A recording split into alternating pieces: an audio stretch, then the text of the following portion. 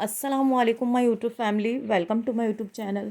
कैसे हैं आप सब? आई होप आप सब बिल्कुल ठीक होंगे और अल्हम्दुलिल्लाह आपकी दुआ से हम भी बिल्कुल ठीक हैं जी। तो आज बहुत ही अच्छे टॉपिक के साथ हाज़िर हुई हूँ और बहुत ही अच्छा टॉपिक आपके साथ डिस्कस करूँगी। आज आपको एक ऐसी दुआ बताऊँगी जिससे हर परेशानी का हल उस दुआ में मौजूद है। मसलन रिस्क में तंग दस्ती, अच्छे रिश्ते ना आना, अच्छी जॉब ना मिलना, और जो मेरे प्यारे बहन भाई किराए पे हैं इस टाइम, तो उनका दिल है कि हमारा भी एक अपना छोटा सा आशियाना हो जाए। तो इंशाअल्लाह ताला आज ये दुआ मैं आपको बताऊंगी, तो आपकी ये सब परेशानी का हल उस दुआ में मौजूद है और इंशाअल्लाह रब्बुल इज़्ज़त वो ज़रूर कबूल होने वाली दुआ है। और आपने ये दुआ इस अक़ीदे से माननी है कि अल्लाह पाक ये दुआ ज़रूर सुनेंगे। अपने मतलब दिल में पुख्ता यकीन कर लें इस नियत के साथ कि अल्लाह पाक हमारी ये परेशानी ज़रूर ख़त्म करेगा। मेरे साथ भी कुछ ऐसे ही मसले मसाइल हुआ करते थे और जिसकी बिना पर मैं बहुत ही ज़्यादा परेशानी का शिकार रहती थी। तो फिर मुझे भी किसी ने इस दुआ का बताया। अल्लाह खुश रखे उनको जिन्होंने मुझे इस दुआ का बताया। तो आगे मैं आपको इसका बताने लगी हूँ ताकि इस दुआ से भी आप लोगों को फ़ायदा हो, और जिस तरह मुझे फ़ायदा पहुँचा है इस दुआ से, मैं चाहती हूँ मेरी वीडियो को देखने वाले जो जो मेरी वीडियो को देख रहे हैं इन सबको फ़ायदा हासिल हो इंशाअल्लाह ताला। और आप सबको पता है अल्लाह ताला को सबसे ज़्यादा क्या पसंद है? तो मैंने अपने नबी की हदीस सुनी है कि अल्लाह ताला को सबसे ज़्यादा पसंद नौजवान की तौबा है। चढ़ती जवानी और ताकत हो, गुनाह करने की पूरी कुव्वत हो, फिर भी वो तौबा करे, तो मेरे मालिक को सबसे ज़्यादा यही पसंद है। तो आप सब भी यही कोशिश किया करें कि जो भी काम कर रहे हों, घर का कोई काम हो या किचन से रिलेटेड खाना पकाना, कुछ भी एक्स वाई जेड, तो अस्तगफार ज़रूर पढ़ते रहना चाहिए और इससे हमारे काम भी आसान हो जाते हैं। और मैंने अपने बच्चों को भी नमाज की आदत डाली हुई है, बाकायदगी से माशाल्लाह नमाज़ पढ़ते हैं मेरे बच्चे। और नूर फ़ातिमा माशाल्लाह 7 इयर्स की हो गई हैं। ये 4 साल की थी जिस मदरसे जाती हैं, तो वहाँ पर जो है 4 साल की नूर फ़ातिमा थी, तो पूरी नमाज इनको सिखा दी गई थी, जो सूरतें वगैरह होती हैं, दुरूद इब्राहिम, और हत्ता कि जो ईशा की नमाज में सूरतें होती हैं वो सब माशाल्लाह इनको याद हैं, क्योंकि ये डेली पढ़ती हैं तो इसलिए इनको याद भी है माशाल्लाह से।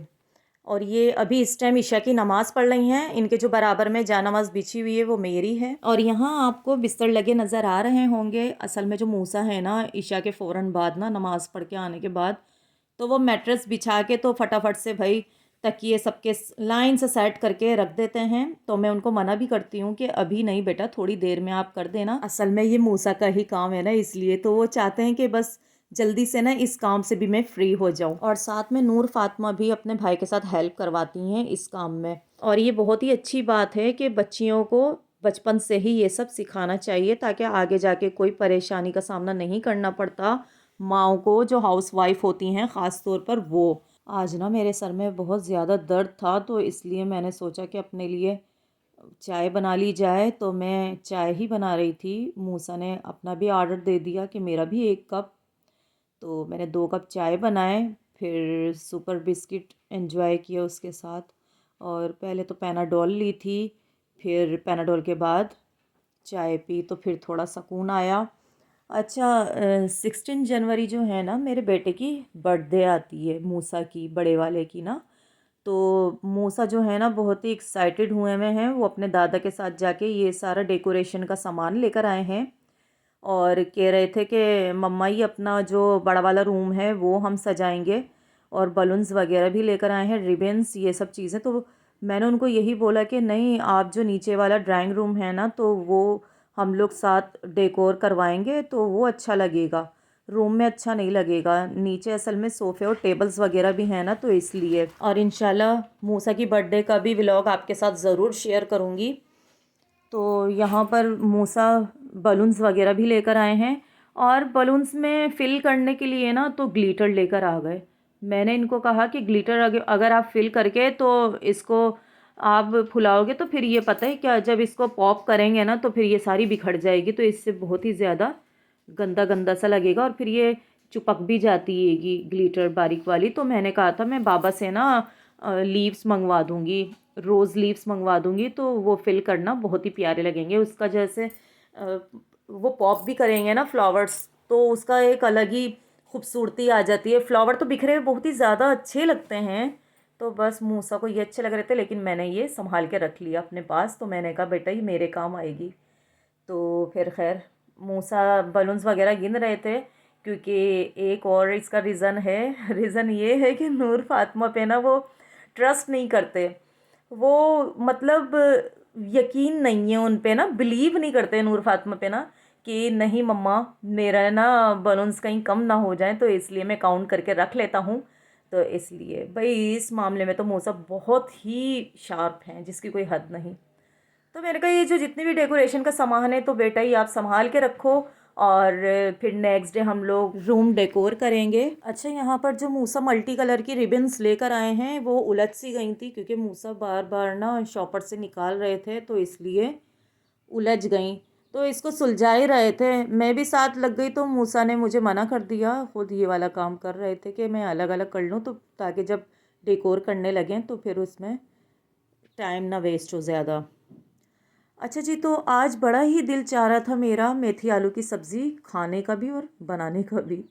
तो आई थिंक मैं आपके साथ आलू मेथी की सब्ज़ी की जो रेसिपी है वो शेयर कर चुकी हूँ, जहाँ तक मेरा ख़्याल है। तो इसलिए अच्छा ये ले तो लो, लेकिन साफ़ करने में कोई बड़ा ही इसमें टाइम लग जाता है। लेकिन ये बहुत ही नीट सी थी, साफ़ सुथरी थी, मट्टी ज़्यादा नहीं लगी हुई थी, तो इसलिए ज़्यादा इसको टाइम नहीं लगा वॉश करने में और बनाने में भी। अच्छा, मैं मेथी बना ही रही थी तो मेरी हेल्पर आ गई, साथ मैंने उसको भी लगा लिया। तो फिर एक से दो होते हैं ना, तो ये वाले जो काम होते हैं वो आसानी से हो जाते हैं। और आज मैंने मटर भी ले लिए थे ज़्यादा, क्योंकि कभी बच्चे उनका दिल चाहता है मटर पुलाव खाने का। मेरे बच्चे बहुत ज़्यादा शौक़ से खाते हैं मटर पुलाव।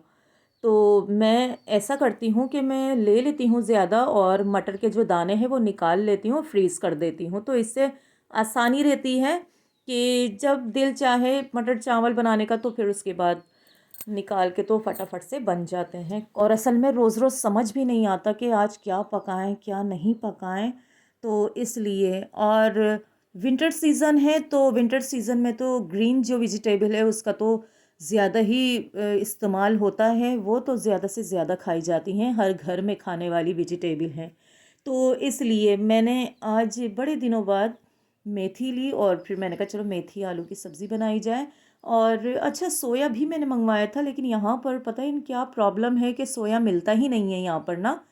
तो जहाँ मेरी अम्मी रहती हैं वहाँ पर हर सब्ज़ी वाले के पास सोया मौजूद होता है, तो मैं अम्मी से कहती हूँ अम्मी आप लेके रख लिया करें, ताकि मेरा चक्कर लगे तो मैं वहाँ से ले लिया करूँ। तो अम्मी स्पेशल मेरे लिए लेकर रख लेती हैं। अच्छा, जो मैं दुआ आप लोग को बताने लगी हूँ उसके लिए तो सबसे पहला काम आपने ये करना है कि आपने नमाज की पाबंदी करनी है, 5 टाइम की पाबंदी करें नमाज की। और जो दुआ से पहले जो सूरत होगी उसका भी मैं बताती हूँ। दुआ से पहले आपने कौन सी सूरत पढ़नी है, फिर उसके बाद आपने दुआ किस तरह मांगनी है, वो सब बताती हूँ। सबसे पहले तो आप लोगों ने फ़जर से स्टार्ट लेना है, मतलब फ़जर की नमाज़ के लिए उठना है। तो जो लोग तहज्जुद में उठते हैं वो ये चाहते हैं तहज्जुद पढ़ के कि हम अगर सो जाएंगे तो हमारी फ़जर की नमाज़ छूट जाएगी। तो जो लोग इस इरादे से उठे रहते हैं तो उनके लिए भी यही है, जब नमाज कंप्लीट हो जाए तो जब नमाज के एंड में हम दुआ मांगते हैं आप वो नहीं मांगे, ठीक है। आप नमाज पूरी अदा कर लें, और जो दुआ से पहले सूरत पढ़नी है वो सूरत सूरह यासीन है। और दुआ से पहले आपने सूरह यासीन पढ़नी है एक बार, और फिर दुआ के लिए हाथ उठाने हैं, अव्वल व आखिर दुरूद इब्राहिम पढ़ना है। फिर जो आपके दिल में मुराद हो, ख्वाहिश हो, कुछ भी ऐसी दुआ हो जिसका आप कहते हैं कि हम अल्लाह पाक से ये बार बार दुआ मांगते हैं लेकिन हमारी दुआ कबूल नहीं होती, तो आप एक बार इस तरह दुआ मांग के देखें, इंशाअल्लाह ताला अज़्ज़ा वजल अल्लाह पाक ज़रूर कबूल फ़रमाएंगे आप सबकी दुआ।